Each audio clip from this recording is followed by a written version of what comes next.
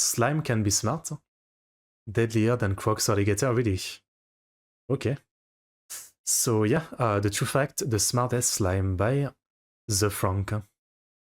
I don't really know much about slime, to be honest. Actually, I know nothing about slime. Just that it's very slimy. That's about it.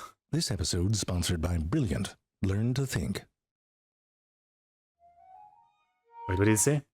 Brilliant. Learn to think. True fact is not appropriate for children, not for adults who don't like children. Wait, what? Okay. This throbbing bloblet here is something called a plasmodial slime mold. It's not some unusual thing either. If you've taken a hike in the woods, chances are you've walked right by one and didn't even notice it. Slime. And why would you? We're so damn superior. Interesting. They don't look like much, do they? And you have to speed up the footage to see them move. Right. But let's stop right here for a moment. You see that ant right there? That ant is made up of about 20 million cells. Yes. The forest loogie that it's standing on, you know how many cells that is? 1. It's a single big cell. And there's bigger ones too. Some species can get up to 3 feet across. Commodus bite saliva literally use wither effect, local bacteria. Damn, okay. That's crazy. Now you've seen big cells before. The yolk of an egg is a single cell, for example. It looks disgusting. I think you'd agree that the yolk of an egg can't exactly fend for itself. F***ing useless. And delicious. Jerry, enough with this footage, it's frightening. Well, this one's worse. It looks like a scab in a jacuzzi. But unlike the yolk of an egg, these single-celled plasmodial slime molds can do all sorts of things, including solving problems that humans have a hard time solving. People go to universities to study them. That's why you don't let your kids get into science. They should be getting stoned and looking at lava lamps like the rest of us. But before we get to the incredible abilities of this smart snot, let's start from the beginning. Okay. This right here is sort of like a slime mold kindergarten. Slime molds aren't molds, but at this stage of their life, they resemble them because they start off as spores. And right here, there are thousands of spores. Yes, the snail is eating them, so kind of a bummer. But the babies who aren't getting murdered will be dispersed out into the world by the wind or passing insects. Whoa, that ant was spring-loaded. When the spore hatches, what comes out is one of these little jiggly things, a single-celled amoeba, just around the size of the point of a pin. And they're cute. Look, this one looks happy. One of those 2 little googly eyes there is a nucleus.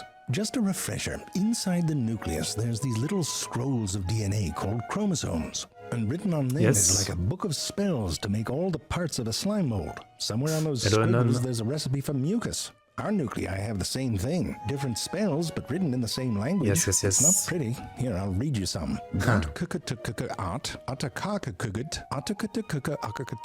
I'll stop right there. If I read the whole thing, you might grow an extra nipple. Anyway, these little amoebae have some cool spells. If you put them in water, a scenario where I'd get shrinkage, they grow a willy. Actually, 2 of them. They're called flagella. Helps them move and catch food.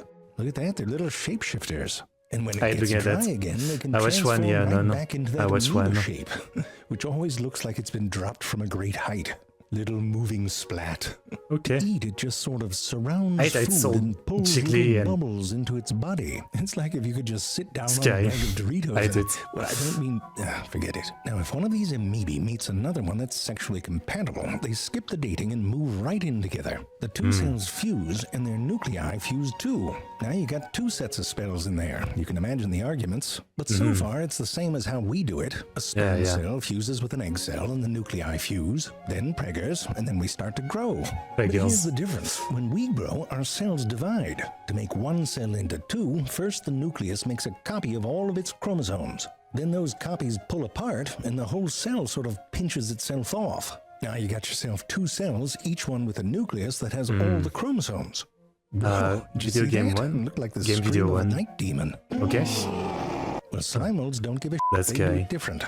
Look at this. When their nuclei divide, the cell doesn't divide with them. And now you got yourself a cell with 2 nuclei, the nerve, and then they do it again at the same time, too, like little synchronized swimmers. Interesting. See, look at them. And it keeps going, and you know where that's headed. A ton of nuclei.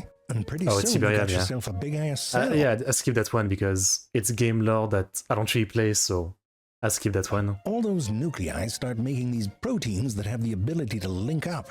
And when they do, they start forming these tubes. The proteins are the same ones we have in our muscles, and so the tubes can contract. And if one part contracts, then its neighbors do too. And that creates these pulsing waves that travel through the slime mold, pushing all this liquidy stuff through these throbbing tubes. And the whole thing's got a rhythm to it. First, all the crap flows one way, and then it turns right around and flows the other way. And this back and forth business is why they look like they're breathing when you speed them up. The pressure from these tubes can push the leading edge of a slime mold outwards. 2 steps forward, 1 step back. This species, for example, Physarum polycephalum, creates these little fan fingers that play touchy-touchy with the world. Remember, there's no brain controlling all of this. More like patterns of contractions. If you put an eye drop of food stank in front of it, those patterns change. The tubes in that area start going crazy, and the whole cell sort of reorganizes, pulling material away from the useless tubes and pumping up the ones that are connected to the num-nums. That's interesting. That pressure pushes the slime mold in that direction. All right, simple enough. The booger can move towards food, but food isn't always plopped. But food isn't always plopped right in front of you in nature. So it wants food like it's not a thing with like a brain in any way, but it still wants food to feed and survive. Like, this is kind of an hard concept to understand, this whole slime thing. Like, yeah, instinctual, yeah. Like, why is there even such a thing, you know? Like, what is the point of this existence? Literally just to exist. Like, it has instinct to live by eating, but otherwise it's literally just like a brainless automated thing. Yeah. They're alive but stupid. When a science hippie blocks the beeline with one of these barriers. We'll get to that in a moment after a brief word about our sponsor. Brilliant.org is an effective and refreshing way to learn science, math, and computer science. I always just imagine slime as just green slime and slime in video games. Without even having a brain, then I'm Dumb but smarter according to us human. You want to if you put your giant noggin to it. But it helps to have a great partner. Brilliant lets you go at your own pace. It has thousands of interactive lessons that break down big concepts into bite-sized Every science video is brilliant. Every science video, this is the sponsor. Courses on computer science fundamentals, and especially the ones about algorithms, can show you how a series of simple rules repeated can create some very complex outcomes.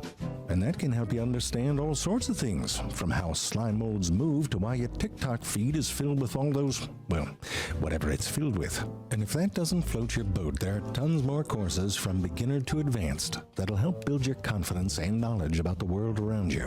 To get started for free, visit brilliant.org/ZayFrank or click on the link in the description. I clicked the first 20 times again. You will get 20% off Brilliant's annual premium subscription. Brilliant has been a long-time sponsor of this show, and I'm a fan. Check them out. Visit Brilliant today. Where were we? Oh, right. So the problem here is that if the slime mold just keeps moving to where the food signal is stronger, it'll get stuck. But slime mold don't get stuck. You know why? Because it knows where it's already been. You know in the fairy tales when they leave breadcrumbs behind? It's like that, but instead of breadcrumbs, it's mucus. The slime mold leaves behind a film of snot, sort of an external map of where it's been. The mucus kind of cancels out the food signal, and it tries a new direction. Using this strategy, it can solve a maze. But what's amazing, Kilme, is that the solution it settles on tends to be the shortest path through the maze. If you put food down in a bunch of different places, it finds the overall shortest path between all of them. Remember, we're talking about a single cell with no brain. Some science hippies in Japan were like, all right, if you're so smart, try and design a whole railway system. They put food on a map at each train destination and plopped a slime mold right on top of Tokyo. Think very low-budget Godzilla movie. The slime mold did its thing, but then they realized that it had made paths right through a lake and over some mountains. So they did it clever. They created a surface that let light through where there were natural obstacles on the map. Slime molds hate light. It hurts them, so they avoided those areas. On that surface, the slime mold created this network. And here is the actual... It's smarter than me, I can tell you that already. ...radar system. When they looked at the slime mold's solution in terms of how much it would cost, how quick you could get places, and how it did if a part of it broke, it did just as well as the one that the Peoples made, without all the college debt. I mean, they're very efficient hunters, aren't they? And they're hungry. That is insane. Ooh, that's nasty.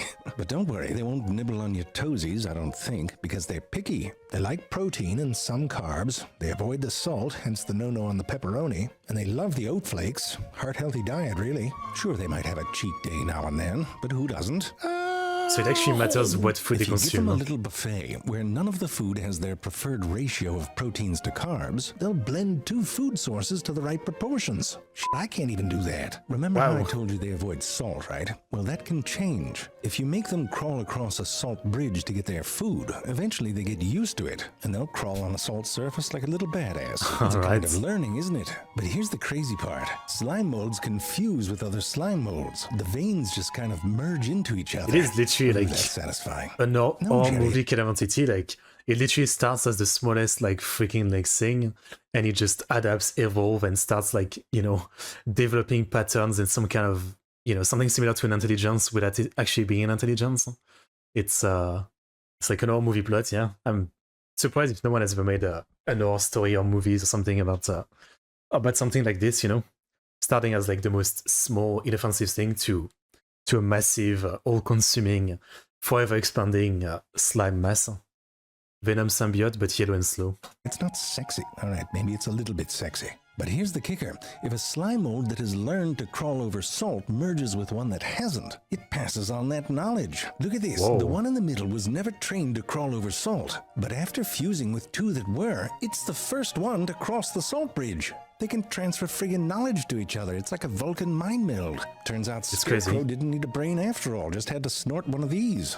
These abilities allow slime molds to cope with all the crazy-ass shit that nature throws at them. If it gets too cold or too dry, they can dry out too. They go into a dormant state called a sclerotium. Sounds like a fancy scrotum. No, Jerry, it doesn't look like a scrotum. Well, it does look a little like a scrotum. A little. Anyway, if you just add some water and food, these come back to life again, and they're right back to it. And that goes on until one day they're big enough and the conditions are right to make the babies. The nuclei, which have divided and divided and now can be in the millions, go through one final division.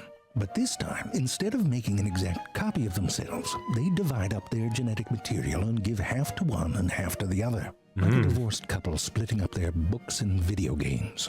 The resulting nuclei encase themselves into a little tough shell, a spore, like a baby in a basket. The spores are often woven into intricate lattices and beautiful structures, studded with all those little fruits. And the rest of the slime mold, which has spent most of its life looking like misplaced ejaculate, finally has a chance to shine. Each species does it in their own way. So, for example, like the example of like the salt, do they have like insanely fast evolution in a sense? Like, so if they have a baby and they got used to salt, does the baby like, you know, spawn in with like the salt resistance right away, or does it have to also learn that? I wonder. Halloween, I'm ready. Some raise their little babies up in the air on little stalks. Wow. Others create shag carpets of beautifully tangled fuzz. That looks crazy. For the insects, whole forests emerge and bloom, and they walk under iridescent baubles and furry little plumes, all of which slowly dry out and crumble as the little babies are carried away by the wind. Or they get eaten by a snail. It's less of an inspiration. Offspring are fine with salt descent. More of a slaughter, really. I mean, that's what you get when you're slower than a snail, isn't it? Snails like a cheetah to these poor bastards. No, Jerry, what I'm saying is if you said, here, solve this maze, and what I gave back to you looked like this, you wouldn't say I was smart, you'd say I was a pervert. I'm saying it's a double standard. Well, yes, of course, it'd still be impressive. Looks like Satan's caviar. I mean, it looks like what I thought STIs were when I was 10. Looks like a smoker's lung on Pop Rocks. Looks like a goth sinus infection. Looks like what happens when my dog gets into the blueberries. Okay. I mean, that is very interesting. And almost kind of scary, I don't know, like it's on such a small scale, but you know, anytime you look at anything like this with like some kind of like close-up of like millions of cells and everything just moving and squirming around, it feels like absolute, like it just makes me like itchy all over, like I just want to go wash myself with bleach. That's the feeling. But also very interesting kind of organism. Yeah. Very very unique, I guess. Or yeah, Okay, well, that was a lot of learning, I would say. Not the kind of thing I knew anything about, I would say. So, yeah, I will sleep less dumb, which is nice, you know. Okay,